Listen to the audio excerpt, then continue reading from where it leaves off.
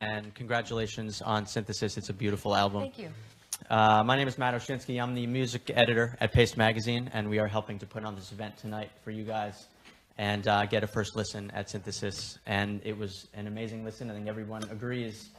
The work that you put into, the dedication you clearly have to your songs going back years stays with you in a way. And, that's something that I was immediately curious about.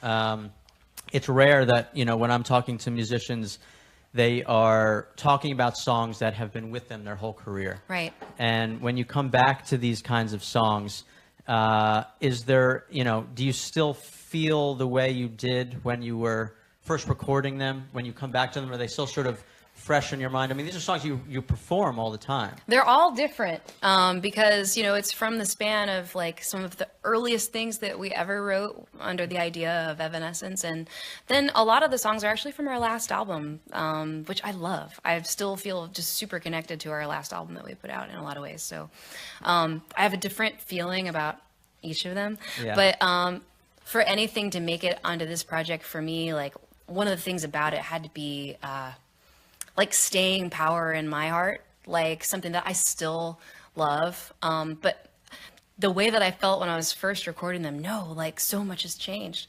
Totally different approach, totally different feelings about most of them, especially the really old ones. I remember going in to record Bring Me to Life. There was so much pressure and drama and like fear and insecurity and newness and excitement and amazingness and just every big feeling at once, to the point that I could barely function. Like I remember singing and just trying to still find kind of what I thought my identity was as a singer. Yeah. And not even really realizing that. I was 20. So to now be able to, after everything that we've been through, it's all already happened, and we have all this history with these songs and with the people that we've met and their feelings about these songs. It just gives it a new weight, a new gravity, and the meaning is actually grown into something completely else. Like it means more to me now than it ever did before. It's such a big part of my life. Yeah, it's amazing. So it feels really good. It feels really nice to be able to show that those songs still have a current living life, that it's not just frozen in time. Bring Me to Life, it's not just that one recording. There's so much that's happened since then through us playing live and everything else that's happened over the years, that it's nice to show it now. I mean, just to do it now. Yeah. Yeah. In terms of like the title of the album is Synthesis, and as I was listening to it, I guess what I took from that on a surface level anyway is sort of the marriage of the very organic and analog, right. orchestral. Yeah. And then the programmed beats and the electronics, right. which is something that you've always kind of weaved through your music through the years. Is that sort of what you were thinking when you made the album? That is the basic idea of the title of everything, Synthesis. It's about those two kind of seemingly opposite things, like marrying together in a very beautiful way, where it's not all about contrast. Actually, it's about them working together.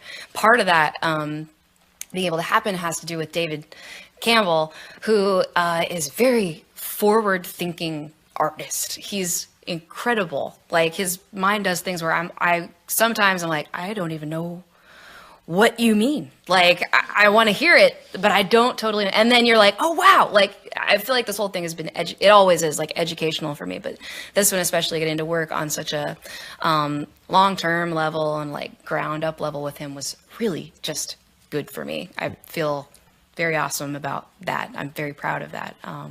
But he gets into that programming stuff. Like he likes that kind of music. He's not just this stuffy classical guy that only likes score and orchestra. Like he loves cool, interesting music using sounds that you wouldn't normally expect would be a part of music. Like it's just very creative. So since we were working on it together from the beginning, Will would have some programming idea and some sample thing happening, and then David would hear that and go, oh, well, what if the woodwinds like pulse back and forth and left and right, and it creates that tension that you're doing in the on that arpeggiator, and like we'll make that go hand in hand with something that's actually living live in the orchestra, to a point where the stuff is very blended in a really cool way that could only have happened through that collaboration. Yeah, it's seamless. I mean, it sounds seamless on the record. And so, I'm wondering, when you're putting these tracks together and you have these sort of, in some ways, disparate sounds, you have this incredible orchestra and you have these electronics, which is one usually the foundation and the other kind of fills in, or do you build from one spot to another? How do they sort of come together as you're creating these tracks? I wanted everything to have its own moment to shine on this. So instead of it just being like building stuff on top of the songs that we've already have, that you guys have already heard, instead, a lot of it was actually subtractive. A lot of it was about moving things aside to just shine on one thing that you probably didn't notice before, or that wasn't there before, to give it a totally new, put that in a new light. So I wanted there to be moments where you're just hearing nothing but like orchestra and vocals. I wanted there to be moments where it's really focused on the electronic side. I wanted to have times where it's literally just a vocal. Like, I wanted to leave room for everything so you can really, truly appreciate everything that's going on at the same time sometimes. Yeah, was there a lot of collaboration? So you have Will Hunt, who is really kind of behind the rhythm, and you have David Campbell, who is running the orchestra, basically. Right. Were they constantly in a room together with their heads pressed together? No. It was all file sharing. It was the craziest, techiest, funniest like Dropbox experience, because it was like, Will is here, Will's in Texas, Dave is in LA, and I'm here in New York. We like really couldn't be farther apart on the map, like just big triangle. And basically, they all started with like, I'm listening to songs, and it started with like 20 songs, and we started whittling it down to what was happening. But I would start by taking the old master session. I've got a little studio in my house. I'm an engineer for all of our demos and like my little solo stuff, but it gets overwhelming in a project like this. Like, I would never be like the engineer like all by myself, but I can do it in my house. Anyway, so I've got the master sessions for everything we've done. I'd start by going through that and pulling everything away, pulling out the guitars, pulling out the drums, just nothing but strings and programming and voice, and going, okay, here's our starting point of like what we had. Where can we take this? And then I would start like by making some ideas or whatever, just creating that skeletal version, and then upload that for them to hear. And then Will maybe would take it and go, oh, cool, I just like did a basic run of like what I think would feel cool programming over this whole thing. And by the way, I thought it'd be cooler if like the bridge was doubled and it was instrumental at first and the stuff comes in. So I did that.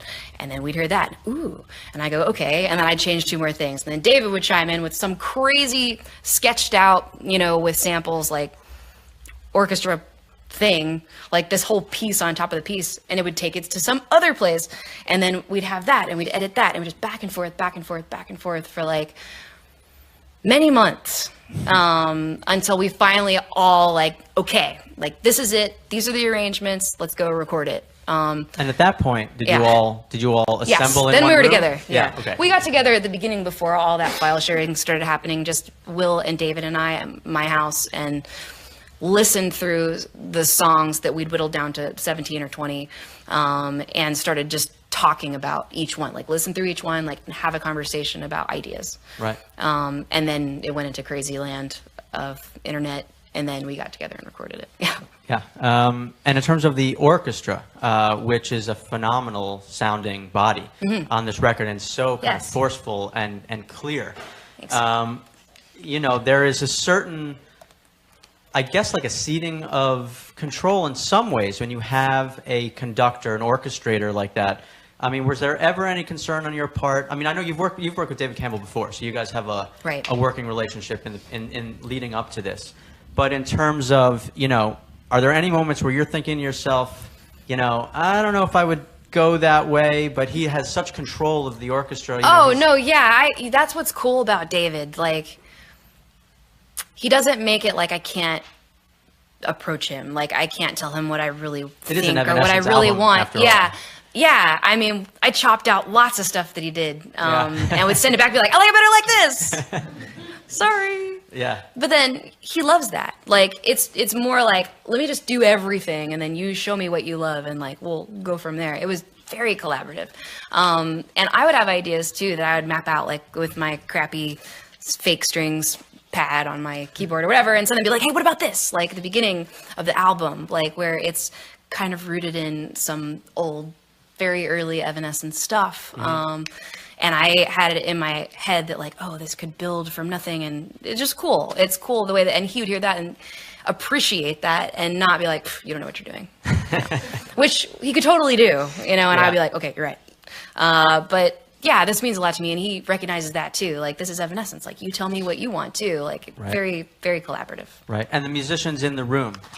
You know, I think if I was, you know, reading about the making of the record coming into it, I know that a lot of them sort of realized what they were working on, like the moment that they got there on the first day. Yeah, that's right. And so was there a period, you know, I mean, obviously these are extremely talented and skilled, you know, experienced musicians. Yes. But was there a little bit of a grace period of trying to get the sound out of these players that you heard in your head? That maybe they were kind of coming from a different place and you needed to sort of move them Well, over I think here? that's a part of any recording process, even with my own voice, is like you get in there and you start tracking and it's like, okay, and that's why you need a producer, honestly, like to hone in somebody with like a big picture vision, and then you're working on it, like somebody to say, hey, try this, you know, and, oh, we're all working on it together. So yeah, we were in that studio for 3 solid days, just focused only on the orchestra, looking at the score, like really focusing on each part and totally making some things better than the first time that it came out. I mean, that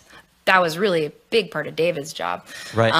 But those were really, really top level musicians who came in there and right away, like, were giving me goosebumps. So it was also just a pleasure to listen, you know, and I always would feel like, I hope I don't miss something by not being in the control booth, but I really want to go in the live room right now. And like every once in a while, just for a few minutes, like just for one take, go sit in the live room where you can't hear anything but what they're doing. You know, you can't hear the context, but just to hear the power of what it sounds like in the room. I'm so excited to go on tour like that. It's not the same players, obviously. It will be in Nashville, but to go on tour with those live, real orchestra instruments, it's a completely different thing to play music live like that than it is to have so much going on, and we're pretty rehearsed, and like there's a big loud click in my ear and a lot of stuff going on, and it's like, it's what it is. Does that sort of gradually, does the tour, I mean, you know, you're not on it yet, but will the tour sort of evolve as you go night to night, or is this the thing where like you get out there on the first show and everyone knows their parts and it is sort of etched in stone? Or do you feel like, you know, a month into the tour, you will still be making changes, tweaking this part, maybe moving that up or down? I mean, is this an organic thing as you go? The parts, you know, by nature, they're written. They have to be sent to the musicians to learn. They're reading them there, Right. But with what we do, we're taking out a conductor, you know, and she'll be, you know, practicing with them every day before every show. It's going to be a different group in each place. Oh, interesting. So, yeah. So the musicians are not like on the tour. No. You are sort of meeting them as you get to each city. So every show is a new experience. Of modern rock. It's a little bit scary. Yeah, I would imagine. For them as much as because you they can never get comfortable. They get one chance. Right. And we can learn things as we go, but we're going to be with a new group every night. So there's just variables. Right. But I think it will grow in terms of just learning what we're aiming for. And hopefully just like feeling totally comfortable in that. I think there's going to be a new nakedness, like where anything could happen, because there's a lot of moments that there is no click. There's a conductor and we're all looking at each other and really being expressive in the moment and going for it. And some nights you feel different than other nights, and it's just going to be a different show. I'm really looking forward to that. It's a challenge. It really is. But it's a beautiful one, because that's the way music feels to me when I'm really at my most comfortable place, like when I'm alone by myself, like at the piano, like that's how it's supposed to flow, you know? Yeah. It's going to feel really good to have the ability to do that live. It's also a scary challenge, but like, I'm excited for it. I'm ready. Yeah. Well, you know, some of it is that these songs are so familiar to you and to the people listening, and probably to some of the orchestra members, a lot of the orchestra members too, I'd imagine. So the last Evanescence record came out, I think it was 6 years ago, 2011. Was there, in that time between then and now, did you ever sort of flirt with the idea of writing totally new material for this kind of project, or was it always about reimagining these songs from the catalog? Well, I haven't been thinking about this for that long. Like, it's something that definitely came up over the last year or two. But like I was saying earlier, I'm kind of I need to be open to anything. I need to be able to just change my mind creatively and try something totally different and just have that be okay. Because I feel like when you're passionate about something, when you're really doing something just because it feels right, that's when I feel like it makes sense and I'm doing my best work. Not when it feels like, okay, I have a plan. I've had a plan for years. I'm finally going to do this plan. Or like, people expect this certain thing out of me, so I'm going to give them what they want. I hate that. That's the worst. So hard. Don't ever tell me what you want. It's never going to happen. And I don't mean to be that way. I just can't. It's got to come from a pure place, or I don't believe myself and I get grossed out. There must be some kind of element of that when you're working with an orchestra like this, because so much of the music, like you said, it's written there on the page. These arrangements really have to be played just so every night. Yeah. So there is got to be a certain element of, not preparedness, but there's some element of that is not changing. You're not going to improvise on stage. Right. Is that something that you're comfortable with? I feel fairly comfortable with that. I feel like we pretty much do that. I mean, we as a band now. Great band. They're all really, really talented musicians. They're all really creative and really versatile. They're all fast learners. So we're at a place now where we can get together at soundcheck and make a decision about something we're going to do that night that we haven't done before, and change a song. We've done that a lot on the last couple of tours, which is really fun. But for the most part, then we lock in and work on executing that for the next few shows at least. So there's always a plan in place, not like, oh, what's he going to do? Which me for 8 bars? And you never know. There's kind of always some kind of plan that we made at least that morning. Yeah. So I feel good about that. And tell me a little bit about, so there are 2 new songs on this record, Imperfection and High Low. Were those, did you know that you wanted to get a couple of new compositions on the record when you started out? Yeah, that's the other point of that word synthesis, is about past and present. Yeah. So it's revisiting songs like My Immortal, but in a place of now, and also tying the new music into it and creating something that all flows together as one thing in this moment, but it's actually going back in time into the future and all of that. So I knew I wanted new music to be a part of it. And were you were confident that the new music that you were writing for this would have that synthesis with the older Evanescence songs? In terms of it has to go with the format of this project. Totally. Yeah, and you sort of wrote them with that kind of in mind. Well, I'm writing this for orchestra. Yes, High Low already existed, unfinished. So it was, any song comes from a chord progression and a melody. You can take anything, put that anywhere. But High Low was already a song that lived in electronica land, but I didn't clue into the orchestra idea until this. And we were in the beginning of this project and I was like, oh, that's what's missing. That beautiful drama, that feeling. That's what's missing from the music bed from before. So then the song was able to be completed. And for Imperfection, that was a big challenge because I had to think of something that, first of all, could be the single on top of my entire career of my favorite songs. Okay, impossible. And then also represent what I'm into now. What I like musically now is different than what I liked when we first started out. Right. It has to be now, but it also has to be classic Evanescence to go with all these classic Evanescence songs. So it just needed to be a lot of things at the same time, which was a big challenge for me, and it took a minute to write it. We finally got there. And I hear it there's a big contrast between the verses and the choruses. The verses are this new place, this new attitude, and it's sort of the next step from some of the attitude on the last album. And then the chorus is explode into this big epic long notes drama of classic Evanescence stuff. And then the bridge just is crazy. So it's cool to me because I was like, okay, I got it. 2 extremes going together. This is it. But then that created a whole new challenge of well, how do I make lyrics that fit both of those things, like attitude and greatest sorrow. So hard, like two totally different things. So lyrics then took another whole long time, but finally finished. Seems like right in your strike zone though. Those two emotions sort of coming together in songwriting. Thanks. So before I let you go and you do something for us. I didn't say that. Yeah, no,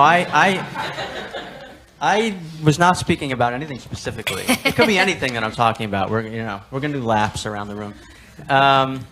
I wanted to ask you about Steinway. We are here at Steinway and Sons, and you, of course, are a wonderful piano player and have been for many years. I'm wondering what your relationship is, with this piano.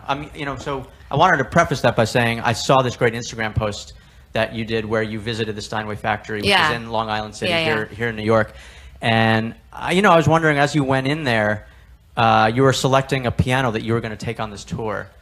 What are you looking for in a piano when you go to the Steinway factory? It's every Steinway is a great piano. It's an interesting thing because they are all different. They really are. And this exact piano is a Model D, right? It's the big one. Yeah, there's a D right there. That means really huge. Yeah. I'm glad you saw that D. This is the piano that I played. Well, this is the same model of piano that I played in the studio. And the reason we went for that piano was because this specific project, taking it to this dark classical place, at least for where the piano lives for the most part on this album, that's this. That's this, okay? Like that rattling, deep, beautiful, bigger than anything you can feel, low end. Yeah. And also the beauty of how it cuts through in the rest of the piano. And I like all kinds of pianos, and I play Baldwin a lot. I play a lot of different brands for different reasons. This album I loved this piano for this album. It had the space for it. We don't have space for all that sound on a typical Evanescence song with all the big low-endy guitars and electric bass and everything else that's going on. Right. It's actually, it wouldn't make a ton of sense necessarily to have all that. There's no roof where it's just going to get EQ'd out in the end anyway. Right. So this was a place where I was like, okay, we're going to use this moment to show it. So let's go Steinway. And then, obsessed over that in the studio and just really fell in love with it. And then when we were talking about the tour and what piano we should take out and whatever, I was like, I know that it's a long shot because they're the most prestigious piano company in the world. But what if could we just maybe ask and tell them I'll tweet a whole lot and could they please let me use a piano on tour because it's perfect. It would just be perfect. Yeah. And they said yes. And I've had several experiences like that on this record where I didn't expect to hear a yes and I heard a yes and just have felt so awesome. It's so cool to feel respect from someone else that you admire, in a field that you really admire. And I feel a hack as a piano player, at least when I compare myself to the kind of people that come and practice in this place. I've practiced at this piano last week, and they've been kind enough to let me come up here and use one of these practice rooms at different times in the past couple of weeks to just have a quiet place to focus, because this tour is actually going to demand more of me as a piano player. Yeah. It's good to have that quiet. But as I'm playing, I'm hearing people down the hall doing stuff that I couldn't do. Just very beautiful, complex, music that I admire and respect very much. So I feel very humbled and honored that Steinway is willing to be a part of this. I feel extra humbled and honored that we can be here doing this in this space. Absolutely. Yeah, it's a big honor. And go to the factory was cool. What speaks to me in a piano, like I said, is different for everything. But I've never experienced seeing where and how pianos are really made like that.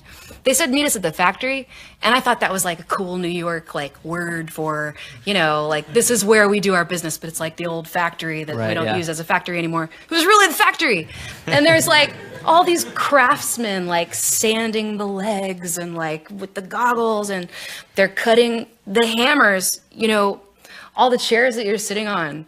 That fabric is the same fabric that they use in the hammers in here. Right. Just all these really cool, interesting things. This is like a sitting piano. If everyone just like bounces up and down Yeah. on their chairs. That's why you can't have drinks in here. Don't spill anything. Yeah, so it's all been a really beautiful educational experience so far with all of it, and I'm looking forward to learning more. Yeah. Well, I think, I'm not saying what is going to happen next. I will just find an awkward way to transition to the next portion of our evening. I'll take it away. Okay. Thank you for your questions. That was nice. Thank you guys for being patient, hanging out so long. I'm sitting here. There's a beautiful piano. I should probably play a song. Today is the 11th anniversary of the Open Door. So I've been trying to decide whether it'd be cool to play a song that you just heard or something that you didn't hear, but it should be the Open Door. Anyway, I kind of camped out on like something that you didn't hear.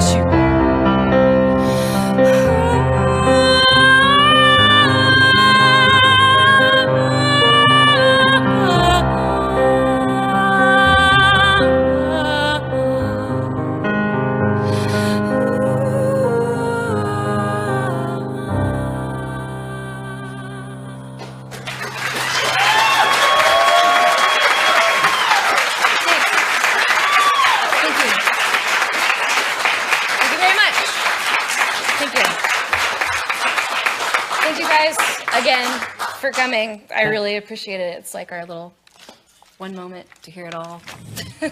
One time through before I go on. Is it weird to sit in a room full of people and watch them listen to your It was album? nice. Yeah? Yeah. I always feel like I'm in the hot seat. But I Yeah. got to sit in the back and watch everybody else. Have you been through album listening, like parties or things for your other albums? Yeah. Yeah. Does it get any easier But I don't or always, harder? I haven't always sat in. Like, it's like, oh, I'm waiting somewhere else. And then I come in and we talk about it. This is more like, I want to just actually sit there and listen, you know, together. And this was, as you mentioned earlier.